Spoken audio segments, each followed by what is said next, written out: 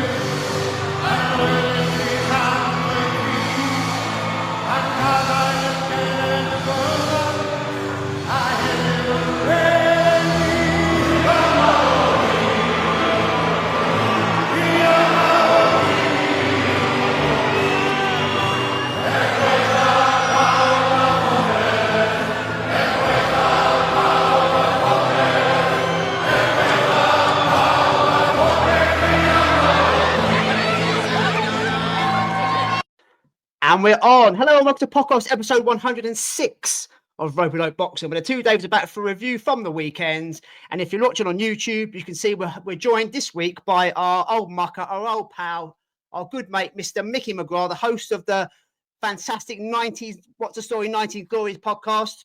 And also Fight Fan. He's back to join us to give us a bit of a review of the weekend's action. Boys, how are you? Nice to see you. Especially you, Mr. McGrath. Nice to have you back, mate. Yeah, good, buddy. Very good. Just got back from work. So, yeah, kids are upstairs. So I've got a bit of time to kind of catch up. Obviously, I had to refresh my memory because it was on Friday last week that we went. So I had to kind of sit down and rush through all my notes again because I lost some of my notes. But I've got them all back now. So hopefully it should be a good one. Yeah, definitely.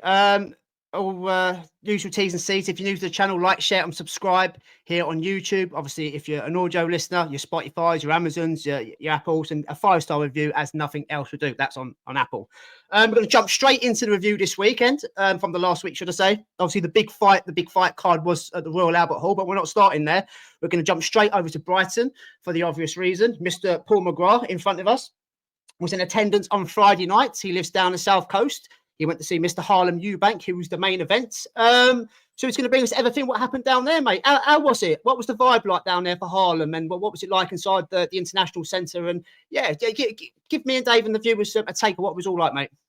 Yeah, do you know what? It was a good night. Tickets were reasonable. I've tried getting tickets for £5 last week, right?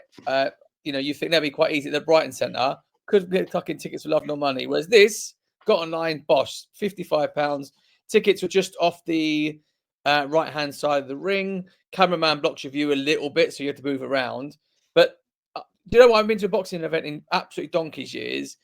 It was great. The only thing I will say, Dave, well, you went to one recently, didn't you? Holland. Yeah, I went to AJ Dubois. Yeah. So on this one, obviously it's a bit more local, a bit more low key. But fuck me, people did not stop moving. Like hardly anyone watched any of the fights. It almost seems like they would sit down for 5 minutes. There was I felt quite weird because there was a lot of young people there, like proper young girls and young blokes, like in their, their Sunday best with their hairs all slicked down, all the birds with their like short skirts, or there was an old people, like 60 odd, all in their nines, and the blokes like in their kind of their best suits. And then you had all the pikey travellers who just thought it was going to kick off. And it did kick off later on in the night, as I thought it would do. Jordan was there with boyfriend JJ, and Chris Eubank was there. Is that her latest, Paul? Is that Jordan's latest? Is it? Is that Jordan's latest? I can't keep up. Yeah, she's the latest. She's been with him for a while now. So we bumped into her, which is nice. She was giving photos to people. It was just funny because there were so many young people there. Kind of obviously we grew up with Jordan. They don't really know her as much, but obviously their parents must have known who she was and all trying to get photos of her. But she was very pleasant. The event itself felt quite low key. It felt like when I go to wrestling events in the past, like an indie house show. It felt like that. They tried to do the jazz up with the crowd once the cameras were rolling live for the Channel 5 main event. I think only 3 fights were on Channel 5, I believe. I might be wrong, but it seemed like the last 3 fights were the ones that were on Channel 5 from about 9 o'clock. But yeah, mate, it was good overall. I thought £55, I thought was reasonable. The drinks prices, the pints were, I think, £7, which wasn't too unreasonable considering what pints in pubs are. Good atmosphere. The main event was quite nice. Before, Harlem went into that fight, and I think, as I'll get into in a minute, he could have finished that in probably 3 rounds. But I think he was putting on a bit of a show for the crowd there. But overall, mate, very good experience.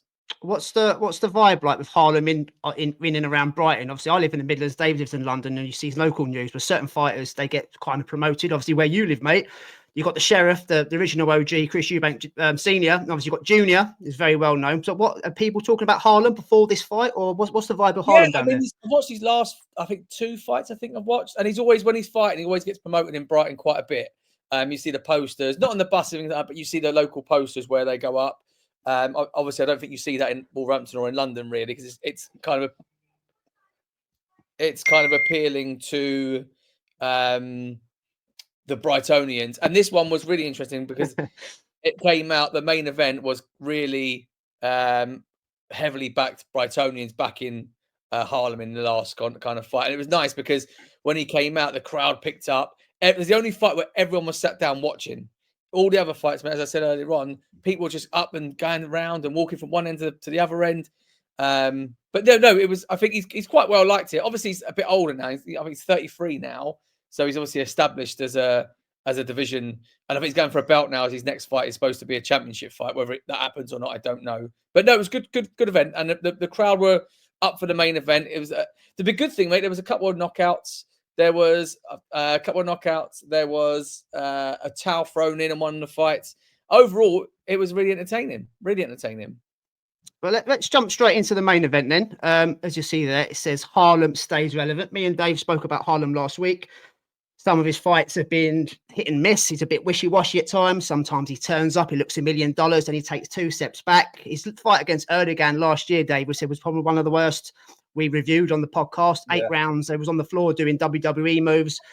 Made a statement on Friday night. We said he needed to make a statement and stay relevant. Couple of knockdowns there. A fantastic knockout, Dave. What did you make of his performance? Well, it's something we called for, and he delivered, didn't he? Yeah, we did. And like I say, he did perform, and we said he needs a performance. I think his performance was based a lot on Tyrone McKenna as well. And I feel bad being critical, but Tyrone McKenna just turned up for a payday.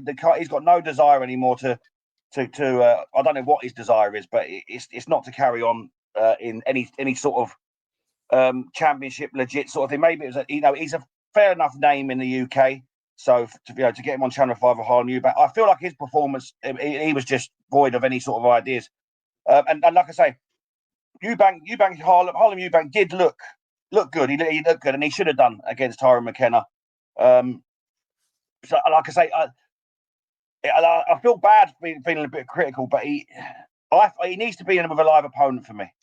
Yes, his performance against Erdogan was so bad that any type of performance would have been better than that. But for me, he did what he had to do. But I think his performance, I'm still not going to be jumping from the rooftops to say he's back or anything like that, because I feel Tyrone McKenna was so bad that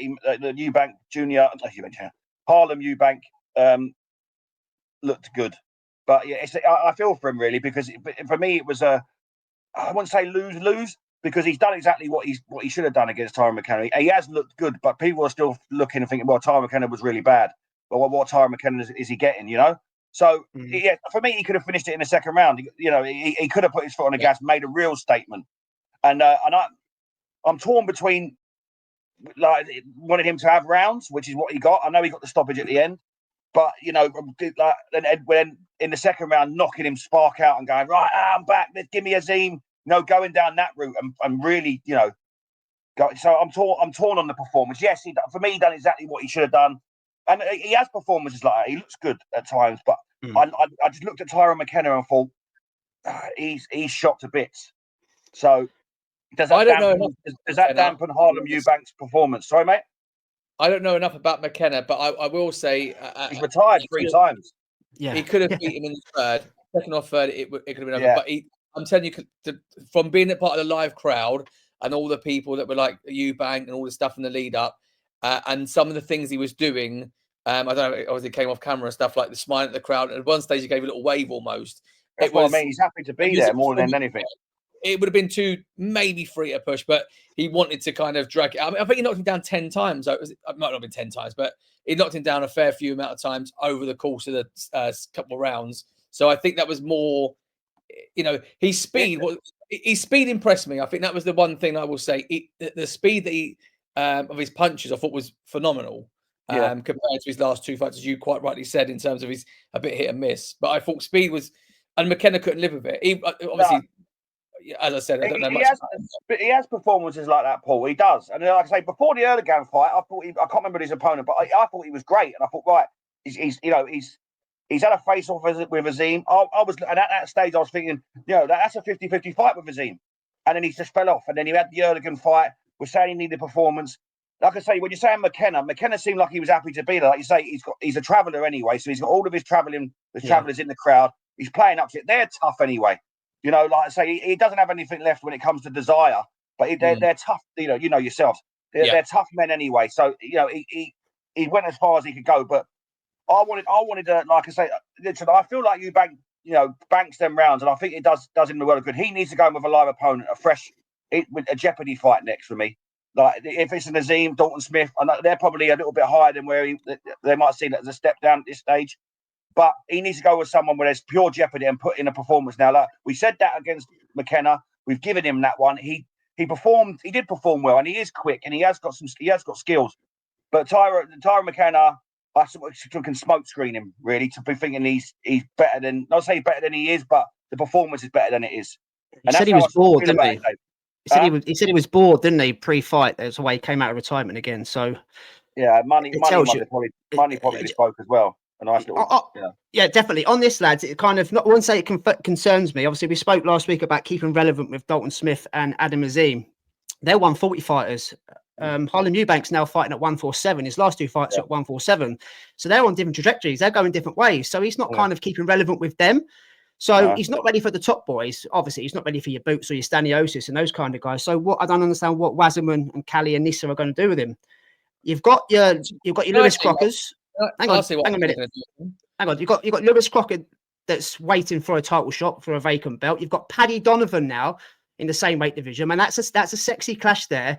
You've got Conor Walker for the British, and you've got we're hoping to see the 2.0 version of Josh Taylor. Now Josh Taylor's just moved up to 147. Now Eubank versus Josh Taylor, that's trying to become again a multiple weight world champion, would sell in Scotland, would sell in Brighton, would sell in London. So it's interesting to see what Wasserman are going to do with the next boys. But yeah, go on, mate. Go on. What you going to say, Paul? I mean, after the fight, it was spoken about Conor Benn is what they see. Yeah, same weight class now, yeah. So, look, let's be honest. The Eubank family in Harlem and in what's his name? Conor Eubank. Eubanks don't fight for titles. Okay, Chris Eubank has made a lot of money in boxing. He's navigated the world of promoters and all the other stuff behind it. And I think what he's educated his sons on is don't worry about titles. It's all about making money. Because he called out having a title fight after this, as you said, but his dad came out straight after and went, I think Conor Benn will be the next fight he takes, because that is where the money's going to be. Him fighting for a title isn't going to bring in the money that him versus Conor Benn is going to bring in. I think he's 33, 34. As you said to Holland, he's hit and miss. He'll come and have a great performance one week. It wasn't his brother like that. You could argue. No, they're cousins. The cousins. Holland's cousins. Sorry, not his brother. His cousins. Wouldn't you say his cousin was? Yeah, no, we've said that. We've said that. For me, Chris Eubank Jr. is the best salesman in boxing because he's made an absolute fortune without winning a world title. He's thrown his name into the hat. But what I will say, Chris Eubank Sr. is pushing the Conor Benn narrative because he doesn't want the fight between Junior and Conor Benn to happen because he doesn't feel that Junior should be coming down, for rehydration. Yeah, he's against the weight classes, isn't he? So that's why he's pushing the narrative for Harlem Eubank because they're the same weight. So that's why he's going down that route. But going on to what you said, Dave, I think that Harlem Eubank should go for the British. I think Conor Walker, I think that's the right step. Josh Taylor is an undisputed champion. Josh Taylor doesn't need Harlem Eubank in his life. He's got Echo Esserman now, Dave, at the moment. Harlem Eubanks are probably a step up from Echo Esserman, if I'm being honest. Yeah, I agree with that. But that's the sort of toe dipping in your toe I think that because of what he's done in the past, he jumps above them all. You know what I mean? For me, based on past achievements. But I think the right step, and I know Ricky's right in what he's saying. He's not getting any younger. We've said that.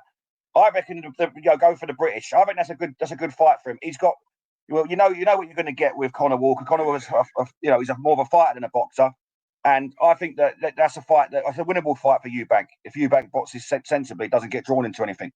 So, for me, that's where I think he should go next. Go for the British, and then work his European and go down that route. Yeah. It's be interesting where Azim take him. As I say, he's obviously he's a name as in Eubank, but he's not the biggest ticket seller compared to his cousin. And obviously, Azim have just invested now. Well, I wouldn't say invested. I don't understand not quite sure what the deal is with Mick Conlan. Yeah. We're going to speak about in a minute because where he goes, he takes fans for what the kind of fight he is. But just quickly on this, guys, no one's mentioned the shorts. Did anybody notice the yellow shorts, the red gloves? Like the uncle back in the day. Yeah. That's the first thing I noticed. I thought that was good. And obviously, you mentioned Paul. You was texting us on the weekends, and on Friday night, Senior was in the ring with him, wasn't he, with the sheriff's badge of Brighton and things like that. So, yeah, it was nice. It was a good event, mate. I mean, in terms of that fight, I think it took him the first round. I was with a friend. I was like, the height difference was quite noticeable in the first round. But I said, all we'll do in Harlem is just find the range within the first 2 rounds, and then it'll be kind of saying over quite quickly. Entertaining. Yeah, I think that's the thing. You go to these events to be entertained, and that's exactly what I think he put on a show for the audience. You go in there, knock him out in 1 round. It's exciting, don't get me wrong, but you want to see a bit of a show when you go into these things. And I think he performed very well for everyone to see. But as you said, going on forward, the title fight, I don't see it happening personally. I think he'll stop. He doesn't want jeopardy. He wants money, and I think that's what his uncle has kind of said to him, is that you want to box for money now. Fighting McKenna, really, as you said, I don't know much about him, but was there much in that? Then if he's come out of retirement twice, was it really any jeopardy, as you said? But it's a good pay. That was just a name. It's just a name that people would know. Best name on his resume. Yeah. So good performance overall. Would you go on, Dave? Sorry, go on, mate. I was going to say about it because obviously, you said you've been to boxing fights before, did you, Mickey? You said you hadn't been for years, but did it feel like a big event when you was in there? How did the vibe feel? Did it feel like a small hall show? Yeah. It felt like anyone that watches wrestling, when you go to an indie show, it's like the smaller names that no one really knows. It's kind of more intimate. You're close to the action. The boxers walking past you after the fight. I met Kakande. I met him afterwards. Lovely guy. So it felt more intimate, and everyone was walking around, and it was that kind of like a York Hall sort of thing. There's a time and a place for them. I like them as well. I like to go to them smaller shows and stuff like that. So there is a time and a place for it. But so would you go back, Mickey? You got the sort of bug for the boxing shows? You liked it, yeah? Yeah, 100%. I think for 50 odd quid, mate, I thought we got there at I think 6:30, but you could have got there earlier, obviously. I now know where to sit because we sat in the corner, as I said, just by the camera and blocked some of the view. So I would sit slightly different, and the tickets there were like 62. And I thought, that's what prices are. I thought it's quite reasonable. You could sit there. That's not bad for the seats you had. I'll give you that. Yeah, and we could have sat there from 6 o'clock. We sat there from 6 o'clock till whenever it finished 10 after 10. That's 3.5, 4 hours of action. Had a few beers before. Had a couple of whiskeys when we was in there. So overall, it wasn't an expensive night. Good entertainment. Did you go out after? Because people like to use, because Eddie Hearn was trying to do this, turning the evening into an event. So like you go out, you have a few drinks, go out after, and you make a sort of an event of it all instead of just people going to the boxing and going home. Did you go out just after? No, I didn't. But we knew so we got invited to the post match where they go for the party, what was it called? Did you? Yeah.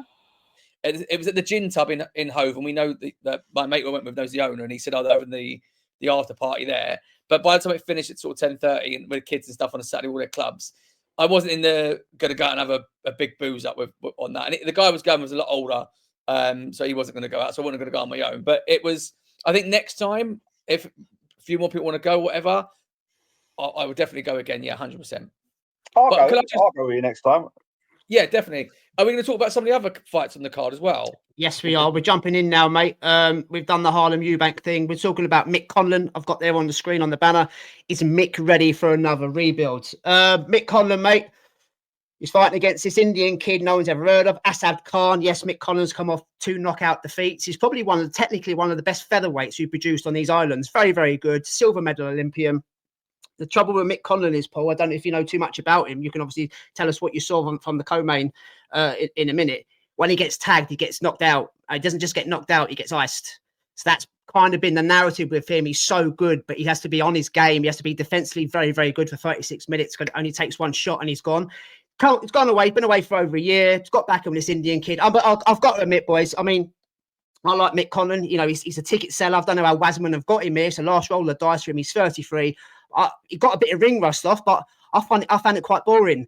And if he's going to go for another world title shot, Dave, and you, Mickey, he's got to be better than this. He's got to be better than this. Yes, he won majority of the rounds, but he was getting tagged certain times when he shouldn't be getting tagged by this level of opponent that's literally been cherry picked from India. Done well, but must do better. Paul, what did you make of Mick Conlan, mate? I'd never seen Asif before. I'd never. No, we hadn't. Conlan, I've seen a very, very limited amount. You could tell he was the more experienced boxer, just by the way he carried himself and managed the rounds. I think. I wasn't impressed by either one of them. I would say probably it's one of the worst fights of the night. Yes, you had a few back and forth. It was Conlan dominated all rounds, and he did say after the fight he wanted to get the rounds in. Whereas when you set up with Harlem and said about entertain the crowd, I felt that was genuine. With Conlan, I didn't think he could finish him. There was nothing that showed me, he's going to toy him a bit and then finish him late on or outbox him every round is all he kind of did. But as you said, he got tagged a few times. I wasn't particularly impressed with either one of them, to be honest. It felt like for a co-main, the fight before this, or I think for the fight was a much better fight. So I would actually say from what I saw, this is one of the worst fights of the night. Yeah, for me, it was a glorified spar. You see them in the gym week in, week out. That was all that was. Getting your range, just finding your feet. So like you say, getting ring rust off. For me, talk about him going in with Josh Warrington next. He needs to be a lot better. And the thing is, I don't see any changes in him since his 1.0 version of him. You usually come back, right? You get Anthony Joshua all the time. Anthony Joshua 8.0 at the minute. He's going to do these things differently and all that sort of stuff. Mick Conlan, we know what Mick Conlan can do. Yes, he's a fantastic boxer. 1, he doesn't have enough pop. 2, he doesn't have the killer instinct. He doesn't have any sort of finishing in him. He can tippy-tappy around all night, but he takes silly shots, and he took silly shots there. He goes in with anyone with any type of pop, and he's in trouble. And yes, it makes for exciting fights. That's what Amir Khan was like. Amir Khan had just as much of a glass jaw as Conlan does. The minute they get hit, they just literally let their feet go from underneath them. But that made for exciting fights. And Amir Khan was in them type of fights because there was jeopardy there that the one shot could put his lights out.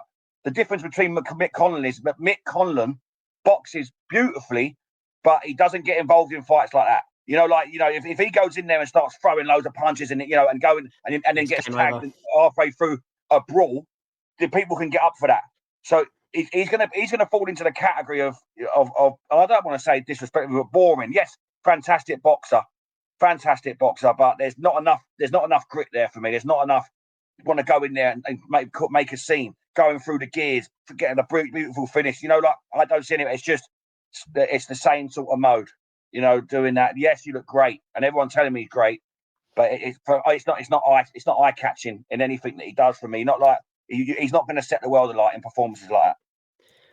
Yeah. Well, you would have seen, Paul. You would have seen obviously after the Mick Conlan fight, you had the Spanish lad Cristobal Lorente. He got in the ring and he had a face off. Now he's going to be fighting against Mick Conlan for the vacant European title. I've got to admit, I don't know too much about this Spanish kid, but I reckon he'd be licking his lips at that as well. Yeah. It's good that Paul said what he said, that he wasn't impressed, because as you just said, mate, we know how good a boxer he is, but it was a tough watch. It was a tough watch, and it's hard to review that a little bit. It's disappointing. It's disappointing. Yes, he got the win, but for me, he doesn't set the world alight. He doesn't. And listen, I know he probably is a little bit suspect about his chin, because we all talk about it, and it's there for the world to be seen, but. He can't win a world title or get anywhere fighting like that, because he's going to go up against guys that are going to walk straight through him. Well, the champions at the moment in his division are Angelo Leo, Rafael Espinosa, and Nick Ball. So you can forget it. You can forget it. Yeah. and they will walk through him, every one of them. Yeah. Well, Nick Ball would destroy him. I think in 2 rounds, Nick Ball, the Bulldog would just fucking smash him to pieces. He likes Nick Ball, old Mickey. He does, yeah. He's out this weekend, by the way. He is over in out this Liverpool. weekend, yeah. Yes. Anything else to add from Brighton, Mickey? About your experience? Any other fights, mate? Go on. There was I don't know if it was on 5 or the pre-show one, but Dan Toward versus Kakande. Now I've never seen Kakande before. I'd say I was impressed. I thought he was big upset there, mate. Yes, I read it was in every round. Again, I said earlier on about Harlem Eubank finding his range, and I was sitting down with there was a few people in our row, and I was speaking to them over about the thing. I passed on the podcast to a few people on either side of me, and I said, "I'm going to give a listen to the podcast. I'll be on it next week." And I said in the first one, I was like, "Oh, this kid looks he looks young and decent." And I said again, he's quite small. It reminded me of Nick Ball in terms of the height. In terms, he's quite small, quite compact. Found his range after the second round. He kind of was getting some good shots in, and then once he found it, my God, he was explosive. And I love fighters that are explosive, that come kind of they duck in and out. They're like flash.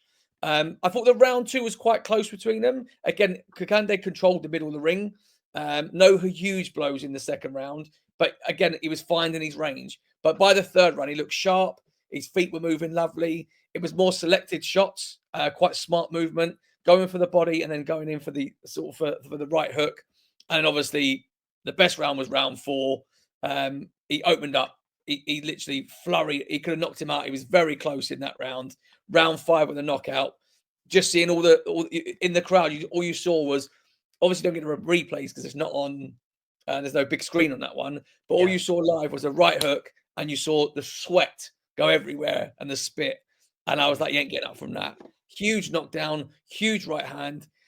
As I said, I met him afterwards at a quick, great performance, blah, blah, blah. Is he quite young? I don't know enough about him. I haven't really Googled him. Is he quite young? Does he look young? Yes, he's a young prospect, Jerry. He's been compared to I think he's been nicknamed like the UK Lomachenko with the way that he moves, but he does. Wasn't on the cards. He was a heavy favourite, Paul, as well. So where was you? It's a where was you moment when Dan Toward got knocked out. So you were there, bruv. Do you know what I mean? So it was a fantastic round. Honestly, I was very impressed. I'm going to be looking out for him in future fights because I think he's one definitely. I know Dave Holland's got a few ones to watch at the beginning of the year. Put that kid on your watch list because I think he's got some big prospects. So, but I like your noise there. I like your noise there. A lot of people, casual fans, that dip their toe and have gone down Toward. Oh, I've heard a lot of good things about him. He got caught cold. He got knocked out. He's shit. His hype job. You just said, watch out for him. That won't define him. He'll go away. He'll watch the VT. He'll dust himself down, and he'll come again. I like that attitude, Paul. That's exactly what me and Dave call for on his pod. Good. Paul, live shows. What do you prefer? Do you prefer to be there, or do you like the commentary? How do you feel without the commentary? Do you feel like you get to make your own mind up? Because we spoke about it on here before. Commentary can be very biased, and it can affect your viewing and your scoring and how you see a fight. How do you feel when you're there, you're left to your own devices, and you're looking at it yourself? Do you enjoy that? I mean, yeah. If you go to a big event like an AJ fight or Wembley or one of the 10,000 plus stadiums, I unless I'm at the front row or where I was and it's quite close, I watch them on TV just purely because you can't see anything if you're sitting in the sky. You're watching the TV anyway, so you might as well watch it at home.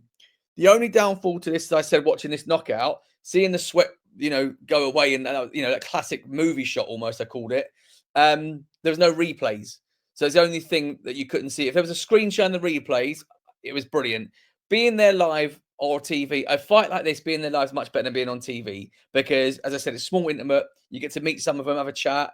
I really enjoyed it. Commentary when I'm watching boxing on TV, I tend not to listen to the commentary too much anyway when I'm watching it, to try and have my own influence on it. But for a small show like this, I prefer to be there in person because I think you get to see the what do you call it?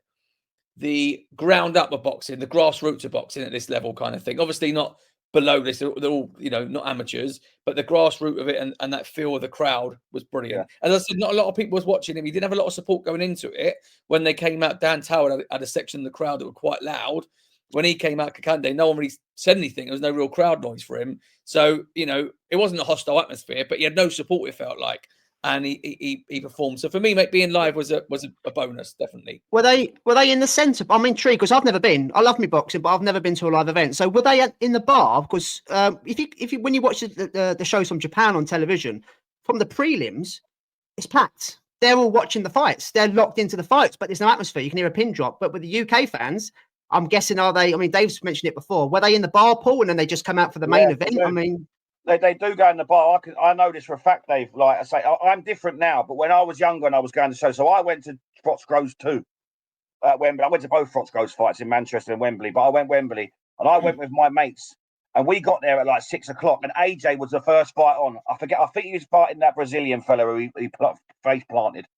And we didn't watch it. We literally stood in the bar. There was a guy with a backpack. We were drinking Foster's at the time because I was a prick. But he had a Foster's thing on his back, and we just stood with him, and he just poured pints with us. And we stood there. And this guy stayed with us, and we just wellied the beers and all that. And we knew AJ was on. We didn't realise AJ was going to be what he was going to be at the time. You know, he was the first fight on, so he was a prospect. But that was what we were doing at the time. And that's what they do. And I know they do that because I've seen it so many times.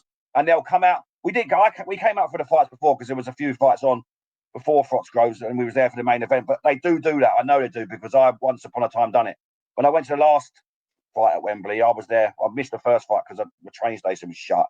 But I got there and me and Alf sat and watched them all. So that's probably, though, as I'm older, I've got older, you appreciate it more and you go and do that. Whereas when I went there in my 20s, it was a piss up and you got to see boxing. That's what I think. To be honest, I would say the bar was busy, but not that busy. People were in the lobby. People were still coming in at like 8 o'clock, because where we were sitting, there weren't people coming in and going to the bar and coming back. It was kind of people coming in at about 8, half 8. And then you had some people in the bar. As I said, I've never seen an event where so many people just moving constantly.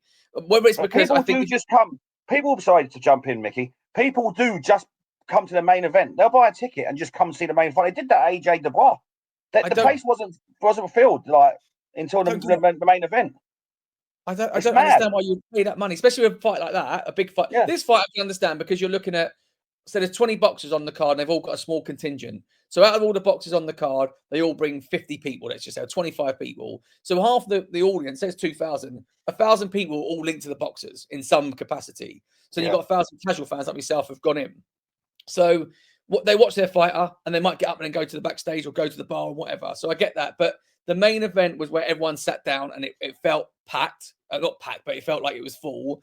But you're right. I don't understand why you would go to these kind of events and just come in for the main event because you paid the same amount of money to watch it all. But you are right. It did feel like you're going out to like a bar and there's boxing in the background. That's what it kind of felt like earlier on. You've gone to a bar and there's boxing on as a special event. Like I say, many a time as well, the main event or the co-mains and that ain't the best cut fight on the card. It's the ones you don't expect. It's the ones you don't know turn out to be the barn burners, and you only hear about them once they've been and gone. So it's a shame really because, like I say, the people at the up and comings deserve the support like everyone else, and it's one of them things. But I've done it. We've all done it, and I don't think that'll ever change. As long as there's a bar there, people will use it. Right. Yeah. We've done 32 minutes now. We've got 6 more fights to cover. Are you stopping with us, Mr. McGrath? No, or are you disappearing? I didn't get a chance to watch the second event. That's fine. So reason being, I've got to fuck off to work in 40 minutes, and Mr. Holland normally has a shit in the shower and off the bed. So we've got to crack on with these fights. But you're more than welcome to stay, brother. If you haven't seen them, fair enough. We'll have you back. What's the next biggie, Dave? Conor Ben Chris Eubank Jr. Yeah, we'll definitely have you back for that. Definitely. All right, boys. Thank you very much. I'll bring a load of eggs I can throw at you. Thanks for coming on, mate. Take care, buddy. Cheers, Mickey. Bye-bye. Take care, brother.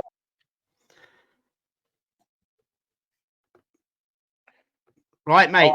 That was Mr. McGrath, our good old school friend there, jumping on the pod and telling us everything that's going on in Brighton. Before we jump into Royal Albert Hall, mate, let's jump over to Long Beach, California for what it's worth. The Axeman, Nicholas Walters, he was back after 7 years. He'd been away for 7 years, lost to Loma, went away for 7 years. No one's seen of him. We don't know if he was living the life, what he was doing. He's had 3 fights since. He's been signed up to this Bro Box card, got in the ring with Luis Venezuela. Never heard of the guy, not the Venezuela we all know. First 2 rounds looked okay, looked slow. He does look like he slowed down, but he was having success. And the third round, Dave, mate, I don't know what happened. It was Was it a case of he was doing an impression of Tank Davis where he thought he could take a couple of minutes off, turn his back and have a rest? Or was it a case of, I just don't want to be here anymore? Very confused, very disappointed, but he's done, mate. Nicholas Walters is done, bruv. Tony Bellew has said it a few times. If you quit once, you'll quit again. And yeah, Nicholas Walters has proved that. It turned his back, and he got a punch in the back of the head. I don't think he liked Venezuela's power. I don't think he just thought, well, God, I don't want much of this, and he is completely done. And yeah, and he's quit again. He's quit again. And I did mention about the quitting in the last one. In the last week's one, I did. Now I did. To be honest, I'm not going to be an after timer and sort of say, oh, I thought he was going to do that, because I didn't. But I did pick him to lose, so I've got him on that. And you did, mate.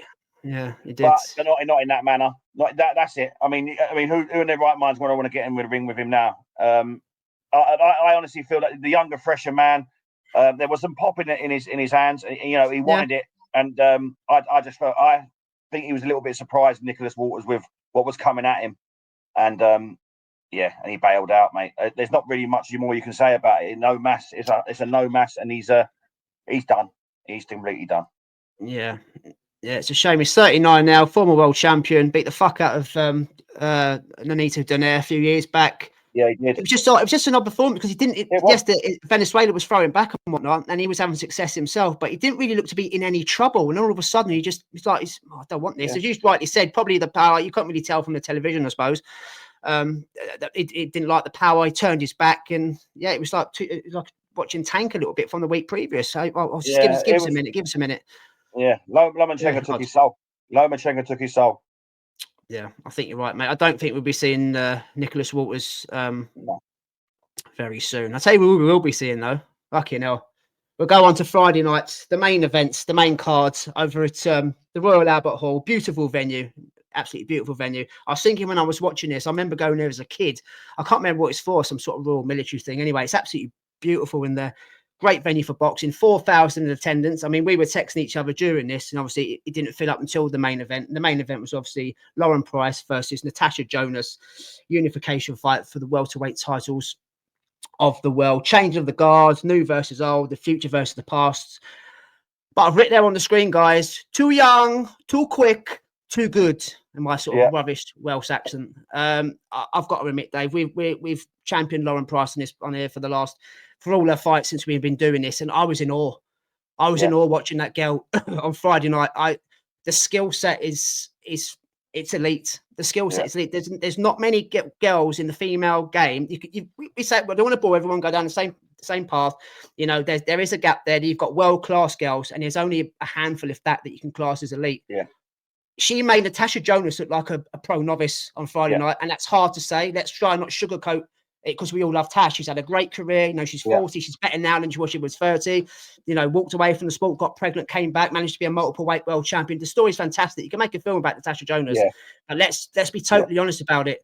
A 30-year-old Natasha Jonas can't live for that version of Lauren Price. She was amazing. The speed of foot, the speed of hand, the angle she was finding, the way she sets her feet to line her shot up to get back out of range and then counter punch is fucking wankable. She is so good, Dave. She's so good. In awe, I can all I say. So I was in awe of her. Yeah, she was. It was an amazing performance, man. And we did say that we both agreed that we believed that was going to happen. For me, it was a complete shutout, and one of the judges gave that. That's not right. That's not. Sorry, mate, to interrupt. That's not right. They're trying to find rounds for Tash, and it never happened. That's exactly what they did. I feel like. Now, listen, let's not take anything away from Natasha Jonas. She's been brilliant for women's boxing, GB, everything, and great, and you know, kudos to her.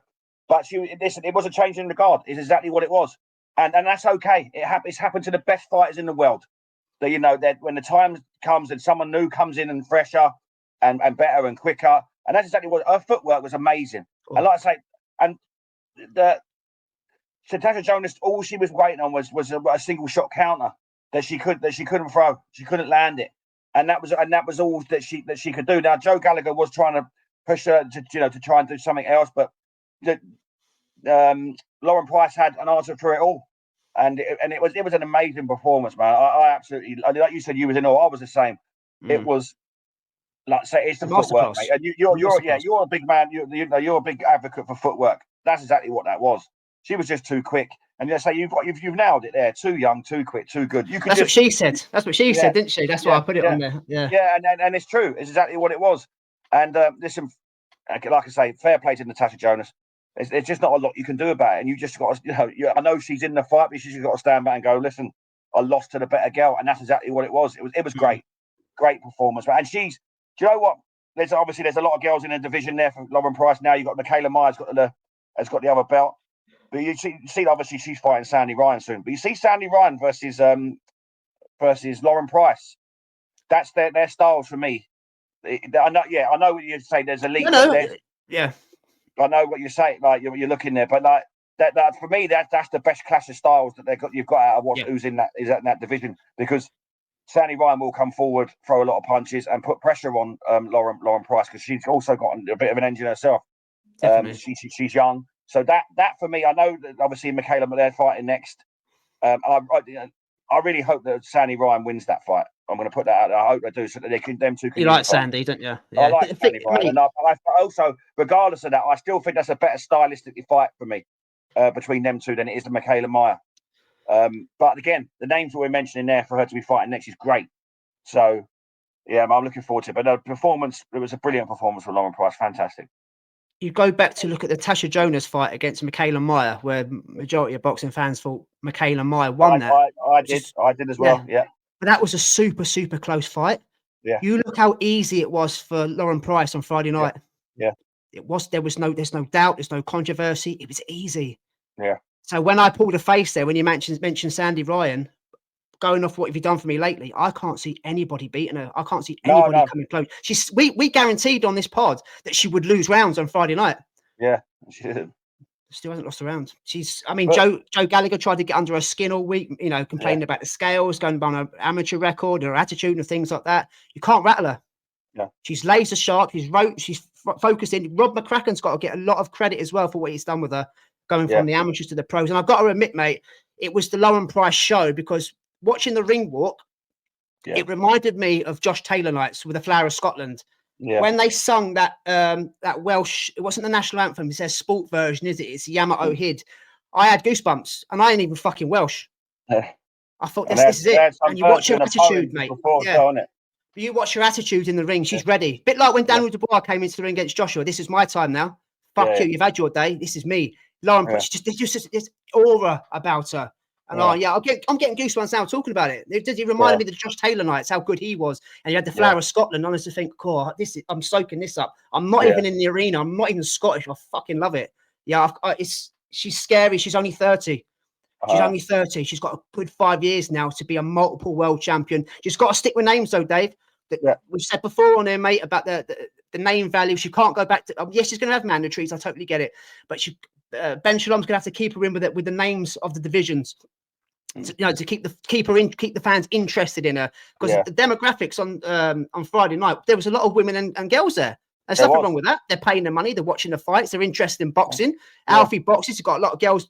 I haven't got a problem with that, but to keep the boxing fan interested in her, she needs the big fight. She needs the Ryan. She needs Michaela Meyer. She needs Chantel Cameron to come up in weight. And it's only going to be a matter of time before whatever the weight that Clarissa Shields decides to fight at, when she needs a proper fight, maybe 160. If Lauren goes up to 160, that's the best fight you can make in women's boxing. Yeah, exactly. She's big enough as well. She's her shoulders and that. I know Jay from Jay's Fight Talk mentioned it, didn't he? Yeah, he questions it, but until she's pissed up, brother. But she's got big shoulders, and she's a big girl, and she will go through the weights. But like you said, there, a homecoming for her as well. Keep her in big fights, but also get her somewhere in Cardiff. In a big stadium or whatnot, because she deserves it. But it was she was great, man. She was fucking great. Do you know what was weird as well? Clarissa Shields won the gold medal in the Olympics 2012 and 2016. Lauren Price is a year older than Clarissa Shields. That's mad. That's mad. That's crazy. Yeah. But Beck loves her as well. I mean, she's not a massive boxing fan, but she watches. She can't get out of fight week, and I'm watching it on telly and whatnot. She said there's something about that girl. There's something about, and she stayed up to watch it while I was at work. Also, I watched stuff at work. She's like, next time she's on, can we go and watch her? I'm like, fucking hell, yeah, you like it? She's amazing, absolutely amazing. It's good. That's what you want. People Definitely. are not usual fans, asking to go and see her and that. And like I say, it was great to see all them women in that crowd there. It really was, and fair play to them. I sort of, when there's that loads of women there. I wish I went.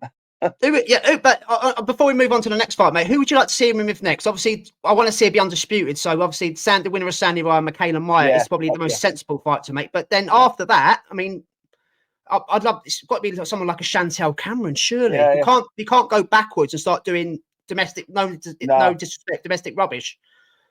But I think the only thing with that, Dave, is that we've spoken about the pool. We've spoken about the pool women's division. So if she wants names and names only, she's gonna have to move between the weights to do that.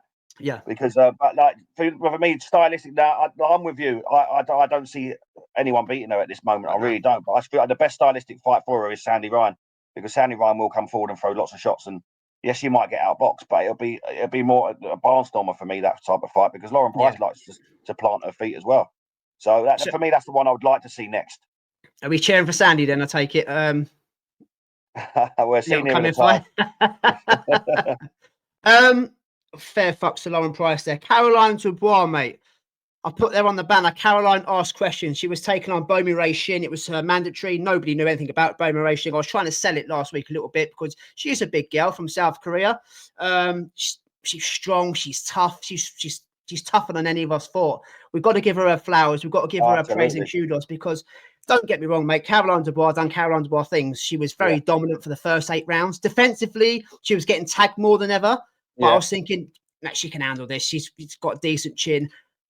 Round 9 and round 10, all you can hear was those Korean dudes in the corner, the trainers, absolutely screaming at her. So we can't speak Korean. The majority of people in the UK, unless you're Korean, can't speak it. So you're guessing, they're telling her, you're behind on the cards, roll the fucking dice. Yeah. She rolled the dice. And I'll tell you what, Dave, if those are 3-minute rounds in a championship fight, which you probably should have done, Caroline Dubois possibly gets stopped. You took the words right out of my mouth there. Caroline Dubois will learn more from this fight than any of the fights she's had, amateur or pro. So there's a positive to take from it. But you're right. She was close to being stopped in them last 2 rounds. If there was more time in them rounds, she But again, she came through it. It's valuable for her. So she, like I say, this will be the best thing that's happened to her. So there's stuff to work on now. She did get caught a lot more than she usually does. But this is what we want. We were sort of just poo-pooing this South Korean girl. Yeah, it's just another run-of-the-mill fight. It's just Caroline Dubois going to win every round. She's in the box, clever, blah blah. And this is what the women's boxing needs: someone that's going to come there and have a go and nearly pull off an upset. So these are what the women need from me, mate. Like you say, that the issue with the women is that if they keep going there with these type of phones, people will turn off. But the South Korean girl Shin, she's put her name in the hat now for other fights. She'll definitely get work after this. Because and especially in them last 2 rounds, she gave Caroline Dubois the fight of her life. And like you said, gas tank, hasn't she, as well? She's got some gas tank on her. But let's say she has got a gas tank on her. And I'll say, and then you think, was that part of the plan? Do you know what I mean? Yeah. To take it late, could there be geniuses in her corner there? Because she was on the verge of doing a fucking Rocky Apollo here, To be fair, she was only looking for that right hand, the overhand right all night, wasn't she? But 9 and 10, she was starting to land it, and she wobbled Caroline. Caroline's legs went. She held on for a bit, and she was hurt. She never recovered from round 9, and she went for it in round 10. To be fair to Caroline, though, mate, she started throwing back, and I've got to give her even more respect, because in the post-fight interview, Shane McGuigan came out and said, well, she's had a bit of a flu and stuff like that. She went, nah, just defensively, I need to be better. I said, you haven't had the flu. You've admitted you need to be better. Fair fucks to you. Yeah, exactly. But like I said at the start of this, mate, that is, she'll learn more from that than any win or anything she's done so far, and that's what you need, because so fair fucking play to her. She's came through hard times, and she's proved that she can do it. That her brother's the same. See that sort of confidence. I know her brother was different because he had a busted eye socket, and Daniel won. He had a different type of thing to come back from than her, but she hasn't got to come back from anything. But when you've been in the trenches and you've come through it. They're the sort of things that carry you through in hard times, and she's done it now. She's proved she can get through it, and that for me, it's invaluable for her. Did you see one of the judges gave it 95-95? I mean, come on. No. I mean, she won the first 8 by a counter. Yes, Shin was landing on her, but she was outboxing her with ease. Absolutely, yeah. That was poor. Karis Artenstall, we didn't go down the Karis Artenstall route last week in terms of predictions, No. but I want to speak a little bit about her. She's obviously had a silver medal coming out the Olympics as well. Lauren Price's partner, they're always together. They fight on each other's shows, etc. She's been a bit inactive. She's been a bit, I think the word is depressed to use. Hasn't kind of felt the love for boxing since turning as pro. She's always had a bit about her as Karis, but she stepped up on Friday night. I keep saying Saturday, on Friday night against a very good domestic / European European contender in Raven Chapman, who just gone the distance with Sky Nicholson. Yeah. So it was a step up in the pros. Again, under the tutelage of Rob McCracken, I thought Karis was fantastic. I thought she was absolutely brilliant. Yeah. Again, her feet, the way that she navigates her feet in and out. She's got that she's got that long reach as well, which frustrated the hell out of Raven Chapman, and that backhand left. She dominated with a jab, backhand left, very accurate. She's got a bit of pop as well to put Chapman. Yes, it was a flash knockdown in the second round, but there was enough there to put her down. Chapman was frustrated. She was lunging in. She was making it messy because she just couldn't get the better of Karis. I've never kind of been a fan, or just Karis has just been Karis. You know, she's got this kind of attitude as well. It's character. She's got this grumpy sort of mentality where she doesn't care. She's more business-like, but I'm on the train. I liked everything I saw from Karis Artenstall on Friday night. She impressed me. I thought she was very dominant, even though Raven made it quite messy. Best performance of her career so far, without a shadow of a doubt. And she's been out for 7 months or however long it's been. Yeah. And you can see differences in the tutelage. You know, you can see that they're sort of training together and they've got the same sort of coaching. Now, I know Lauren Price is a different stratosphere, but you know they do a lot of the same things. Yeah. And for me, she dominated. She's another one that's big at the weight as well. And so I don't know how long she's going to be staying at the weight for. Yeah. But she got a lovely knockdown. It was a flash knockdown in round 2. But for me, she's done a better job on Raven Chapman than Sky Nicholson did. So it builds different for a good performance, narrative. isn't it? Yeah. But you're not going to. You know what you're going to get from Sky Nicholson. She doesn't fight the way Karis fights. Yeah, Karis Artenstall. She was quite happy to plant her feet, throw shots, and with intent. For me, she frustrated Raven Chapman, and for me, brilliant performance, man. There's again, like you said, you can jump on the train now, and I think she's going to gain fans from a performance like that. You know, people get a lot of. Oh, who's this? Oh, she's a partner of Lauren Price. Oh, and there's talk around her. But she seemed to have a little bit about her in this one, a little bit of venom in her shots. You know, wanted to make a statement, and I like that. You know what I mean? She went in there with a job to do, and she done it. And I thought it was a really good performance. Got a knockdown as well, which you don't see in a lot of women's boxing. But I feel like obviously you can't really steal the show from Lauren Price and a couple of other points. But I feel like it should have been a name on a lot of people's lips when they walked out of that arena to say, "Joe, what, that was a great performance there." So fair play to her. Hopefully she hasn't got to wait much longer to be out again. I want to see more activity from her. Like you said, she's been inactive. This is a good springboard now, and her name's being put in with Sky Nicholson. So hopefully Sky Nicholson gets through her next opponent in a few weeks' time. And they build a narrative here, because that's a big fight, and that's a one you could get on board with. Well, I'm surprised it hasn't been spoken about more often, because Karis beat Sky Nicholson in the Olympics and went on to win a silver medal. So she's the one that's took rounds and maybe a blueprint in the amateurs, you know. So she has to go there. But I kind of feel sorry for Karis and Lauren as well, because they get so much stick online about what they look like, and because they're gay or they're together, and how they come across, which is trolling. It's unnecessary. I'm here for the boxing. I appreciate everything they do in the ring. And you're right. Karis is fantastic. Raven Chapman is a good opponent. She really is. She's one of the best. She's one of the best in Britain. But Karis went up to another level for me. And again, I go back to Rob McCracken with the feet thing. Yes, I haven't got a foot fetish, but as I've got older, I've kind of appreciated what they do rather than look for knockouts. I've said that before. And you look at Galal Yafai as well, who's obviously under the same tutelage as Rob McCracken. They must just work on purely feet, mate. In Sheffield. You know what I mean? Because they all do exactly the same with the feet. It's technique, fantastic technique with the feet. But like I say, you can see it. Like, I know McCracken's part of GB, and obviously amateurs fight a certain way, but it's point scoring. It's up on your toes and stuff like that. But you can see what he brings when they turn pro. Listen, I know they're all slightly different, but they have got similar attributes that you can see they work on, and that's something that Robert McCracken's got his own sort of style. In a certain way. Do you know what I mean? But yeah, it's good. It's really good to watch, man. Yeah. So the banner there, guys, if you can't see, it says Karis can be a problem for Sky back end of the year, possibly. Hopefully, if Karis can get a world title shot for I can't remember the other girl's name, Minka, I think it is. It's got the IBF title. Sky comes through her fights. Nobody knows what Amanda Serrano's doing in terms of the belts. She's obviously fighting at different weights. That's the fight to make. That's probably be the most competitive fight in the division without Serrano. Is Karis Artenstall versus Sky Nicholson. Right. 2 more to go through before we leave the best till last. Just a quick mention on Fran Hennessy, Dave. Fan favourite, obviously, Kirsty Barrington. I felt sorry for Kirsty Barrington on the weekend. She lives down the road from me. Well, she lives in Briley Hill, which isn't far from where I live. 10-minute walk against the debutant, the Olympian Cindy Mbanga. For some reason, it's not come out yet. She failed a medical. She had medical reasons why she couldn't fight. So Kirsty couldn't fight. You know, she's paid for a training camp, had sparring. She doesn't get paid, and we know from me and Dave talk about the time. There's no money in the women's game, so she's out of pocket. And obviously, she's not a boxer fighter. She's not a Shalom fighter. So why should he care? So that's a shame. Unfortunately, that's life. But going back onto Fran Hennessy, mate, she just loves it, didn't she? She just loves being there. She's smiling all week. She's improving as well. Late replacement in Gemma Rogue, Rieg. I'm not sure how to pronounce her name. I think it's Gemma Rieg. She was game. She came to fight, but I don't know. She's replacing Shannon Courtney in terms of being a fan. I just enjoy watching her.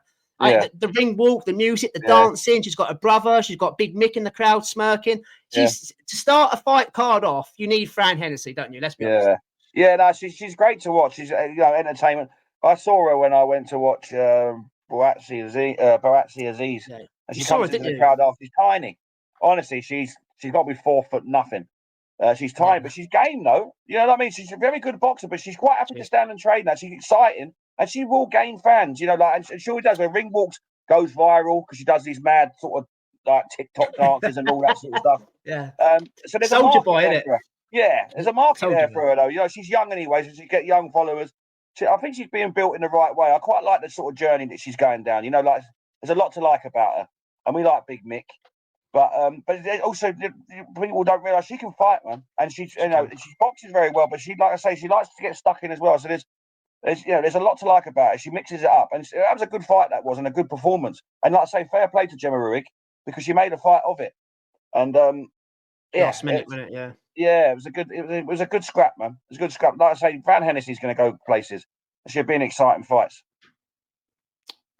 Right. I've left the best till last. The bias will come out. The wax and lyrical will come out. I've spoke to her since the fight. I've actually spoke to her on the Friday. That's how much of a nice person she is. You know, fans are probably the last people you want to speak to when you've got your team and your family and friends all around you. But I've got there on the screen. We told you Jazz would become the new. We said last week she could do it.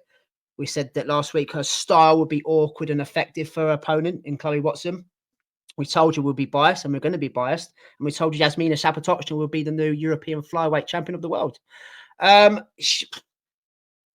This was weird, mate. This is really weird because you feel like you've got a bond. I'm not talking as if I can knock on the door and go out for a pint with her. I'm not talking like that. But because she's kept in contact with us, and because she watches some of our stuff, what she says she does, and it felt like he was in the ring with her. This sounds really weird. So I was watching it. Me and Dave were texting each other round by round how we saw it. And I was sitting on the buffet right in front of the telly. I was kind of lateral movement with her. I was going back with her. Bet was going, what are you doing? You're not fighting. I was going, shut up. I'm trying to watch this. Go on, Jazz.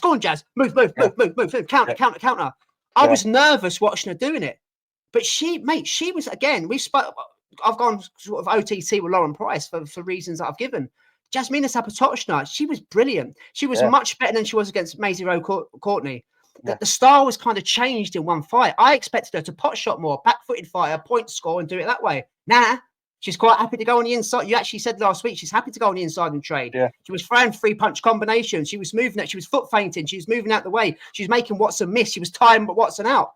I thought she was brilliant. There is bias there, but from the optic test of being non-biased, if you like, I thought Jazz won it easy. I thought she won it easy. I thought she was fantastic, Dave. Fair play to her.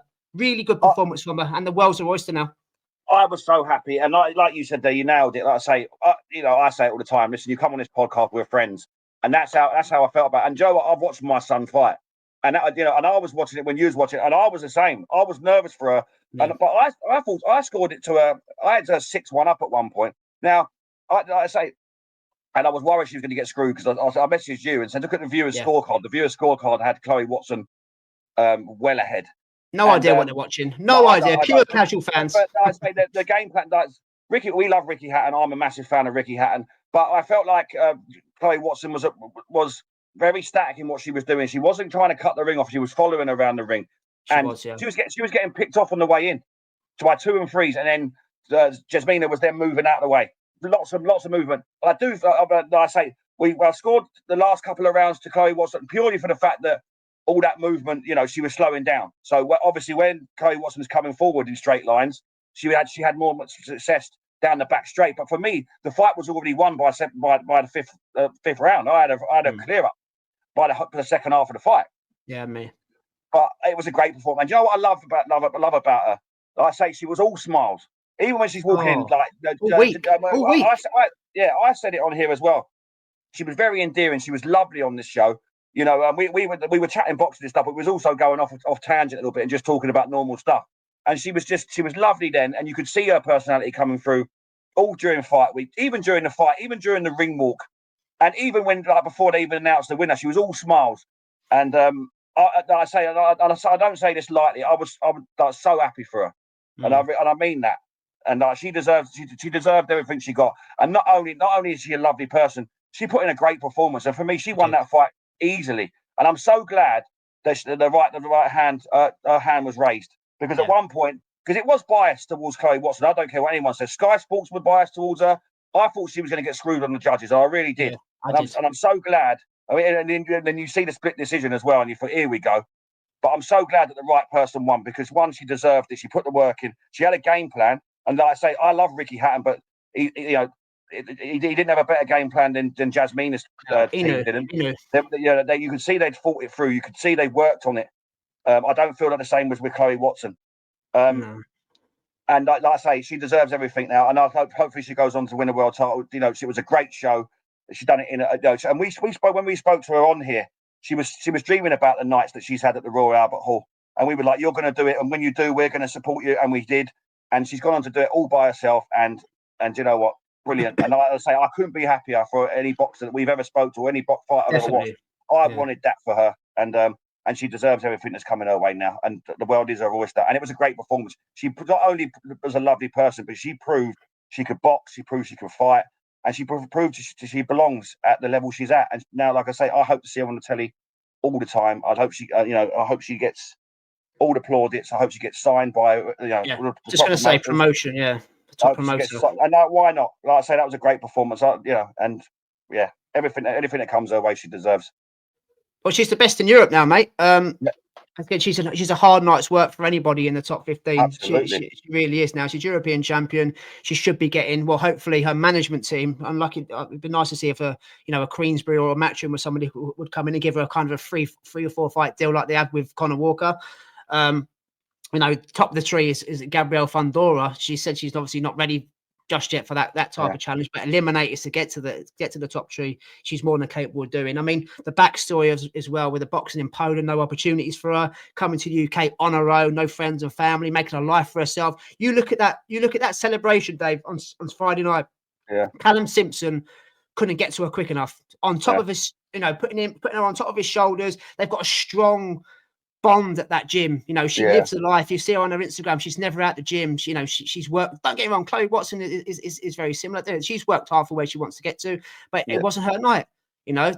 Great gym up there in Wakefield, and I just hope she keeps her promise now, mate. She said she'd come back on the pod when she wins another recognisable belt, and she's got one of the most recognisable belts in Europe in the EBU, and I think she will come back on. But again, when that last score was read out, I mean, the first one was 97-93 in favour of Watson, 95-96 in favour of Jazz.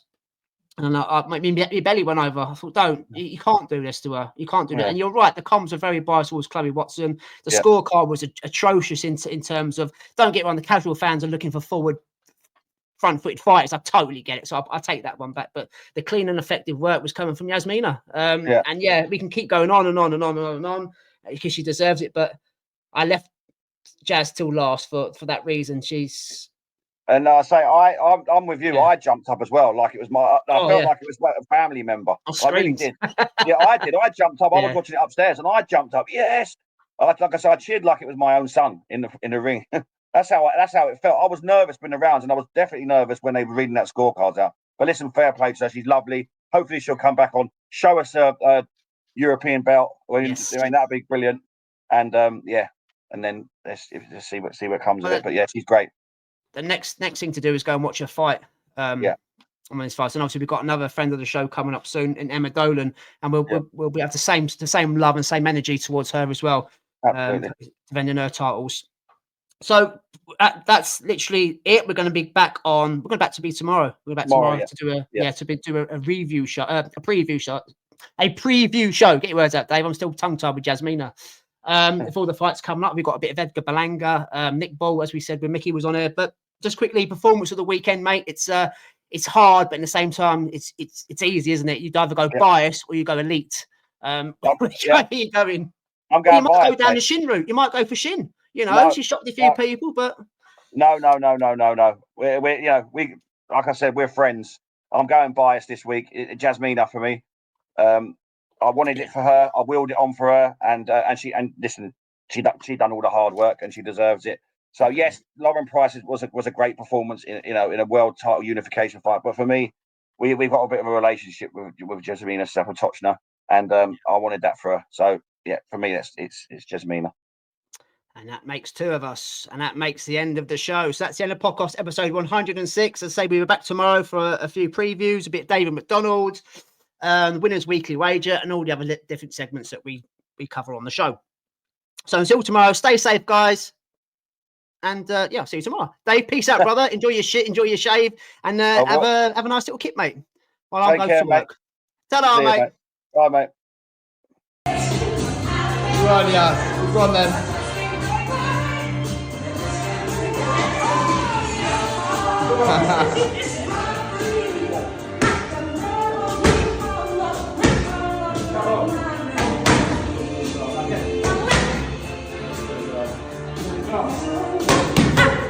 She is the new European flyweight champion. Just look at those celebrations. Oh, so good to see, Johnny. I actually had the fight. I thought this is going to be a draw. But Zapotoczna did the right thing.